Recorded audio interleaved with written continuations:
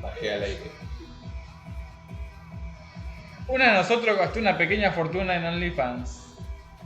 ¿Quién? ¿Gasta plata en OnlyFans? ¿Te lo pregunto? Sí. Sí que. Sí, Sí gasto, dice. ¡No! también Sí. que dijo sí. Fue sí a tu pregunta. Sonó así, sí gasto. Sí soy yo. Sí soy. Bueno, seguimos. Creo que Te lo no. roban la cara. Votamos tres. No sé, Cami, pero creo que nosotros dos estamos de acuerdo que es una pelotuda de comprar un infante. Sí, o sea, tengo porno gratuito en terabytes y mucho más en internet. Voy a pagar por una Más mina allá de tener pata sucia que pornografía vive en el gratis, medio de Fiorito. Qué re específico era. ya la tenía re pinchada.